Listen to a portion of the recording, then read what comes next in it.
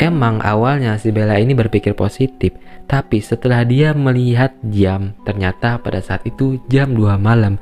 Ya kalian pikir aja sih, siapa yang baca Quran pada malam itu?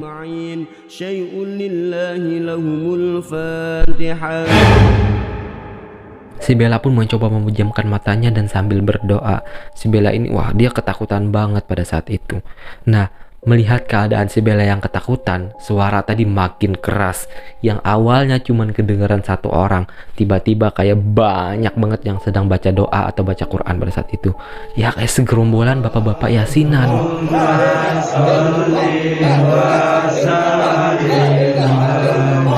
Halo brother dan sisterku semuanya, kembali lagi ya geng di channel gua Rahmat RMT.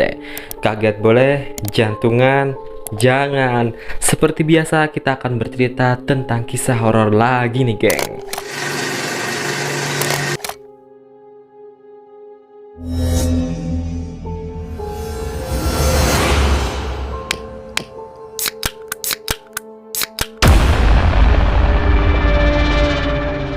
Tapi emang ya geng, faktanya emang kayak gitu. Di malam-malam Suro itu biasanya banyak banget nih kejadian-kejadian musibah atau yang berkaitan dengan hal-hal yang mistis. Entah tiba-tiba ada yang kecelakaan, ada musibah besar dan sebagainya. Jadi malam ini bisa dibilang adalah malam yang sakral. Dan hal itu pula yang dialami oleh Bila beserta keluarganya. Ya udah deh, daripada penasaran, mending kita langsung aja masuk ke dalam ceritanya. Zona hitam di mari. Kalau kaget, jangan lari.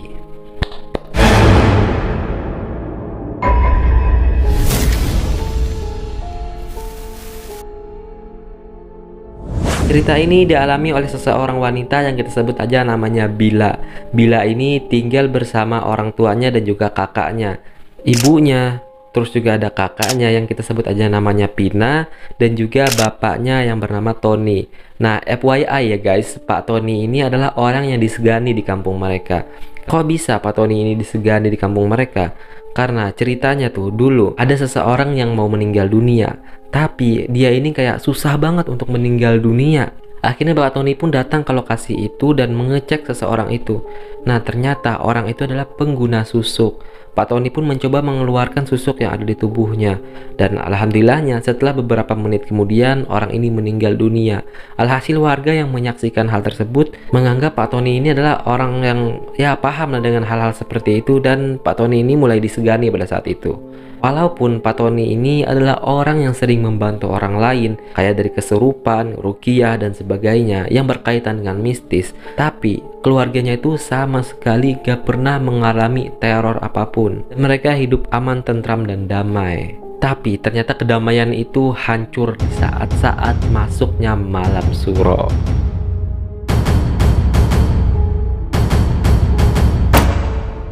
Nah, di malam Suro itu, tiba-tiba cuaca ini berubah menjadi badai yang sangat besar. Angin bertiup kencang, hujan deras, dan juga suara sambaran petir. Dikarenakan suara dentuman petir yang sangat keras dan juga cuacanya yang amat sangat ekstrim pada saat itu, mereka nggak bisa tidur dan mereka memutuskan untuk kumpul di ruang tengah. Di situ mereka pun bincang-bincang. "Bu, ini kok cuacanya nggak kayak biasanya ya?" kata Bila.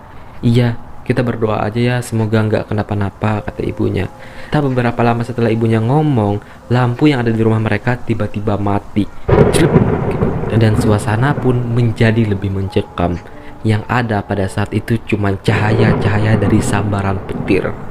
Di situ mereka benar-benar panik. "Ini tuh gimana ya?" kata Bella. Pa, ini gimana, Pa?" kata Bella. Tapi di situ Pak Tony ini cuma diam dan gak ngerespon. Di situ Pak Tony ini hanya menggerakkan bibirnya seakan-akan membaca sesuatu. Di tengah ketakutan itu, tiba-tiba Pak Tony ini berteriak, "Bella, menjauh dari tempat itu, cepat datangi ibumu sana." Mendengar teriakan Pak Tony, Bella pun bersegera langsung menuju ke tempat ibunya. Dan tiba-tiba terdengar suara ledakan layaknya sebuah bom yang meledak. Suara itu terdengar tepat di belakang Bella duduk. Duar, meledak kan gitu. Mereka benar-benar kaget di sana. Rumah mereka itu seakan-akan disambar petir. Tapi anehnya, rumah mereka itu sama sekali nggak ada retak atau bahkan runtuh. Ya aman-aman aja. Setelah itu Pak Tony pun berkata, Jangan dicek malam ini dulu.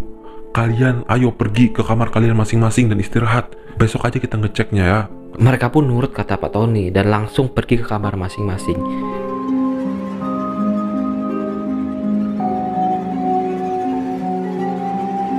Dan singkat cerita, keesokan harinya, mereka pun mencek asal suara ledakan itu. Setelah dicek, ternyata gak ada sama sekali bekas sambaran petir atau apapun.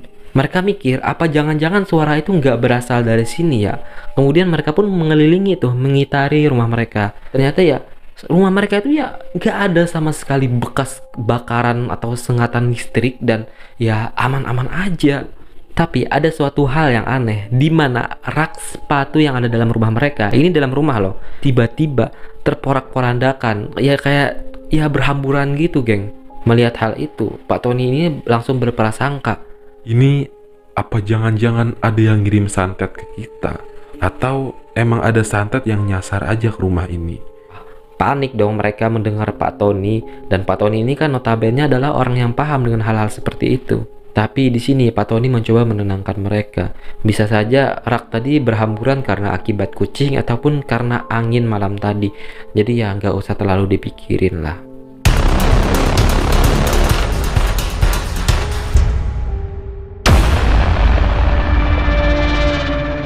Tiga hari setelah itu, si Bella ini tiba-tiba mengalami kayak sakit kepala gitu, geng. Dan sakit kepalanya itu biasanya terjadi mulai dari maghrib sampai ke jam 4 pagi. Pastinya hal tersebut membuat Bella ini susah tidur dan istirahat. Ini kepala kenapa ya? Kayaknya aku harus ke dokter deh buat periksa. Kemudian si Bella ini pun pergi tuh ke dokter. Dia pergi sendirian aja. Terus dia konsultasi ke dokter tentang penyakitnya. Setelah dicek-cek, ya keadaan Bella ini mungkin baik-baik aja. Karena itu dokter ini bilang, Ini mungkin cuman gara-gara kurang istirahat aja. Mungkin kamu terlalu capek dan ya kamu kayaknya harus berbanyak istirahat lagi deh.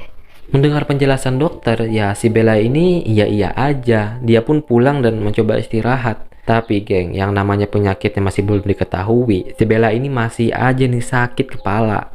Setelah istirahat beberapa lama pun sakit kepala Bella ini gak kunjung mereda. Nih, bahkan beberapa kali Bella itu kayak sakit kepala sampai ngeluarin darah dari hidungnya, mimisan gitu, geng. Parahnya, geng, di malam itu si Bella ini tidak sadarkan diri karena sakit kepalanya itu. Pas dia bangun, tiba-tiba dia ini udah dikelilingin sama keluarganya. Terus dia nanya tuh sama kakaknya, "Kak, aku kenapa?" katanya. "Kamu kesurupan, Dek." Secara tiba-tiba kakaknya ngomong kayak gitu. "Hah? Kesurupan?" kata Bella. Terus diceritain lah kronologinya sama kakaknya. Nah, jadi mereka ini kan tidurnya berdua gitu, geng. Si Bella sama si kakaknya tadi tidur berdua tuh. Setelah itu Bella ini kan pergi ke WC tuh. Nah, balik-baliknya dia dari WC, si Bella ini tiba-tiba berhenti di tengah-tengah pintu. Si kakaknya ini kan bingung. Ini anak kenapa ya? Mau nakut-nakutin atau gabut? Ya si Bella ini mematung gitu, dia cuman diam di tengah-tengah pintu. Si kakak yang melihat perbuatan adek kayak gitu, dia ngacuhin aja. Mungkin dia iseng kali, pikir kakaknya. Dibiarin tuh sampai beberapa menit ke depan. Si adek ini masih aja kayak gitu. Berhubung pada saat itu lampu kamar mereka ini udah padam kan, jadi wajahnya si Bella ini nggak terlalu terlihat. Entah salah lihat atau gimana, si kakak ini ngelihat mata si Bella itu nggak ada putihnya lagi, ya full hitam gitu, geng. Itu mata Bella kenapa ya? Beneran hitam kayak gitu atau cuman aku ngelihat kelopak matanya doang? Ah ya udahlah, gua biarin aja. Mungkin dia ntar balik sendiri kalau capek. Nah, tapi kakaknya salah, geng. Bella itu bukannya gabut atau apa, tapi dia emang kerasukan. Bella ini tiba-tiba menunjuk ke arah jendela yang ada di kamar mereka. Dan tiba-tiba dia berteriak, Di sana, di sana, di sana. kakaknya kaget kan, gak ada angin, gak ada hujan, si Bella ini tiba-tiba teriak. Si kakak pun langsung manggil kedua orang tuanya tuh. "Ah, Ma, tolong, ini si Bella kenapa?" kata kakaknya. Si Bella ini terus-terusan tuh, "Di sana, di sana, di sana." Di situ Pak Tony pun sempat masuk tuh. Dia ngejenguk Bella, tapi tiba-tiba anehnya Pak Tony ini keluar lagi. Seakan-akan ya udah tahu apa yang tadi sama Bella. Ibunya sama kakaknya tadi kan penasaran, si Bella ini nunjuk apa sih? Kemudian mereka pun mendekat ke arah jendela itu dan membuka jendelanya. Di sana mereka tiba-tiba dikejutkan dengan sosok bola api yang melayang-layang. Wah, mereka kaget tuh. Mereka nggak pernah sama sekali melihat hal-hal seperti itu. Yang namanya cewek kan, mereka paling cuma teriak-teriak dan sambil istighfar aja. Mereka nggak bisa ngelakuin apapun. Di situ ternyata si Pak Tony yang menjauh dari kamar itu langsung melakukan sholat. Setelah Pak Tony sholat, dan tepatnya ketika Pak Tony ini salam, Assalamualaikum warahmatullah, Assalamualaikum warahmatullah, tiba-tiba bola api tadi meledak. Tush, dia hilang, geng. Bola api tadi secara tiba-tiba hilang. Dan tepat pada saat itu juga si Bella ini langsung jatuh. Pak Tony pun kembali ke kamar mereka dan bilang, ya semoga aja terornya udah selesai dan setelah ini kita nggak diganggu lagi, kata Pak Tony. Singkat cerita, beberapa hari setelahnya, alhamdulillahnya geng, bener, si Bella itu nggak ada lagi tuh ngalamin sakit kepala. Dia kayak udah biasanya aja lah. Tapi teror itu nggak berhenti sampai di situ aja, geng.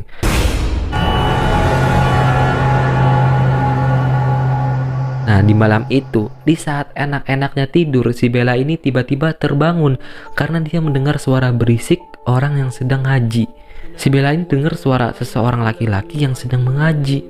Si Bella ini mikir mungkin itu adalah suara papahnya. Emang awalnya si Bella ini berpikir positif, tapi setelah dia melihat jam, ternyata pada saat itu jam 2 malam. Ya kalian pikir aja sih, siapa yang baca Quran pada malam itu? Ya maksudnya emang udah larut malam banget, siapa sih yang baca Quran? Si Bella pun mencoba memejamkan matanya dan sambil berdoa. Si Bella ini, wah, dia ketakutan banget pada saat itu. Nah, melihat keadaan si Bella yang ketakutan, suara tadi makin keras. Yang awalnya cuman kedengaran satu orang, tiba-tiba kayak banyak banget yang sedang baca doa atau baca Quran pada saat itu. Ya kayak segerombolan bapak-bapak yasinan. Kalian bayangin aja, tengah malam dengerin suara kayak gitu, apa nggak takut dia? Bella pun terus-terusan tuh dia pejamin matanya dan baca doa. Alhamdulillahnya suara itu mulai perlahan-lahan dan menghilang. Nah, keesokan harinya si Bella ini pun ceritain tuh sama keluarganya tentang apa yang terjadi pada malam itu. Nah, ketika Bella ini cerita, si ibunya ini ngomong, ternyata nggak cuma Om Andri ya yang dapat gangguan, kata ibunya. Hah? Om Andri? Emangnya Om Andri ngerasain gangguan juga, Bu? Iya, Om Andri juga sempet dapetin gangguan ketika mau kesini. Jadi malam itu Om Andri ini mau berkunjung tuh nemuin bapaknya. Tapi setelah diketok-ketok ke rumah mereka, ternyata pada saat itu mereka lagi nggak ada di rumah. Tepatnya pada saat itu mereka ini lagi di luar rumah ngebahas perkawinan si kakaknya ini.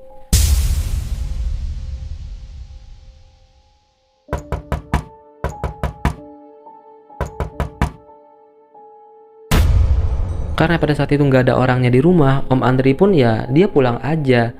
Ketika Om Andri ini balik badan, tiba-tiba dia melihat kaki yang sangat besar. Kaki, geng. Pokoknya kakinya itu benar-benar menjulang tinggi dan amat sangat besar. Bahkan ketika Om Andri ini ngejenguk ke atas, itu wajah sosok itu sama sekali nggak kelihatan, cuman ada kakinya doang. Wah, di situ Om Andri langsung lari dia ke rumahnya. Dan kebetulan rumah Om Andri ini juga nggak jauh dari rumah mereka, cuman halat beberapa rumah doang. Mereka ini juga tetanggaan gitu. Tapi walaupun rumah Om Andri ini dekat, ketika Om Andri lari ke rumahnya itu terasa jauh banget. Rasanya itu kayak berkilo-kilometer. Om Andri ini nggak sampai rumah. Om Andri ini terus lari. Tapi rumahnya itu rasanya jauh banget. Tapi Om Andri gak berhenti, dia terus lari dan sambil berdoa. Alhamdulillahnya Om Andri pun sampai ke rumah dengan selamat. Singkat cerita, geng, beberapa hari setelahnya lagi, si Bella ini dapat gangguan lagi. Si Bella mendapat gangguan gak dalam bentuk fisik sih, cuman dalam gangguan kayak mendengar suara-suara gitu. Malam itu si Bella tiba-tiba mendengar suara lagi di kamarnya. Tapi beda dari sebelumnya. Sebelumnya itu kan suara orang ngaji. Nah, di malam ini si Bella itu dengar suara orang sedang lagi sinden. Ya kayak menyanyi-nyanyi gitu, geng. Kayak lagu tembang Jawa gitu. Awalnya dia cuma dengar suara seorang wanita doang. Tapi lama-kelamaan terdengar juga suara seseorang laki-laki yang menyanyikan lagu sinden. Makin rame lah pokoknya. Si Bella benar-benar terganggu dengan suara itu. Dia pun mencoba melawan dengan berteriak. Mungkin si Bella ini juga udah bosan. Wah, dia teriakkan gitu. Sampai orang tuanya datang ke kamar. Setelah sampai di kamar si Bella, orang tuanya pun nanya, "Kamu kenapa?" kata mereka. Terus Bella pun menceritakan kalau tadi dia dengar orang yang lagi nyanyi sinden. Nah, di situ mereka nggak perlu lagi tuh nyari orang-orang yang paham dengan hal seperti itu. Ya, langsung orang dalam aja.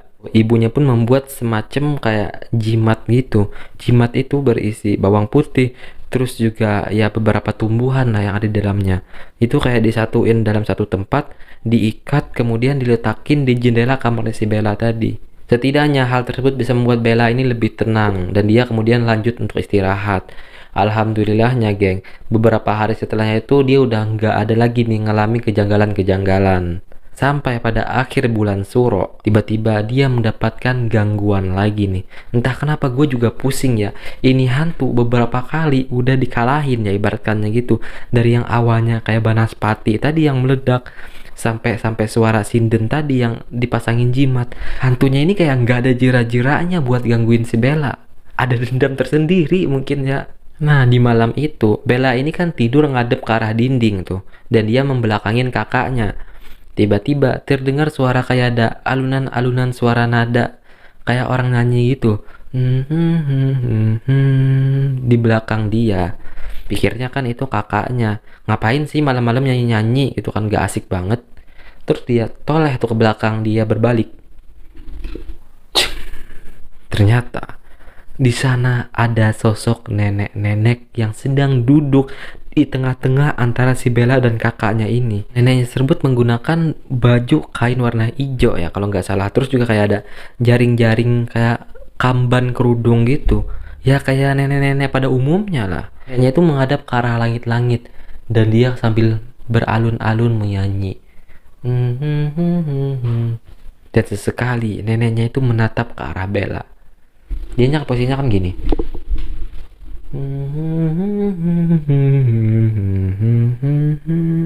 Tak hanya itu, si neneknya ini juga tiba-tiba mengeraskan suaranya dari yang awalnya.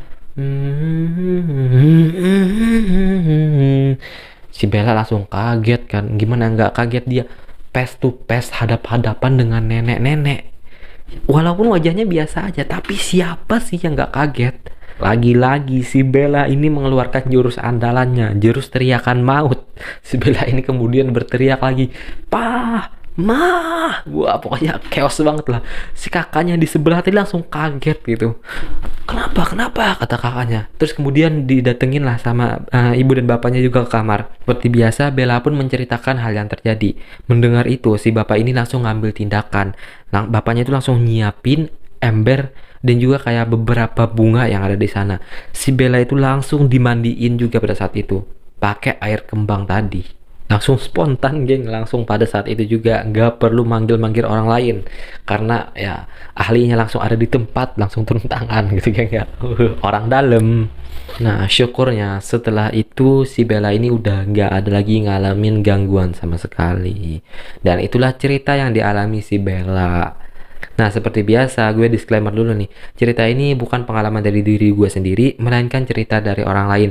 Jadi kebenarannya nggak bisa gue pastikan. Yang pasti dalam sebuah cerita itu pasti ada intisarinya. Janganlah sama sekali kita itu menjalin hubungan dengan mereka. Mereka di sini ya makhluk gaib. Kayak entah minta pertolongan, atau mengganggu dan mengusik ketenangan mereka. Ya intinya jangan sampai sekali-kali kita itu berhubungan dengan mereka. Kayak bapaknya Bella ini, walaupun dia itu terbilang adalah orang yang ahli dalam hal tersebut, tapi mungkin aja ya, karena dia sering mengusik keberadaan makhluk gaib, karena itulah mereka ini juga nggak suka dan memberikan perlawanan terhadap Pak Tony ini. Iya, kalau kita bisa hindari kontak dengan mereka, ataupun kalau mereka nggak duluan yang memberikan serangan kepada kita, ya kita biarin aja. Jangan kita sok-sokan kayak uji nyali lah atau apa gitu, yang akhirnya yang merugikan diri kita sendiri gitu geng. Ya udah deh, mungkin ceritanya udah sampai sini dulu. Makasih buat kalian yang udah nonton sampai habis. Seperti biasa, dia payung sebelum hujan, dekati Tuhan sudah pasti aman. Neraka akan menunggu mereka bagi orang yang meminta pertolongan selain kepada Tuhan yang Maha Kuasa. Yang pasti kita nggak akan ketemu lagi beb kalau kalian gak subscribe. Saya Rahmat yang bikin jantung Anda kacau. Izin pamit. Wacau.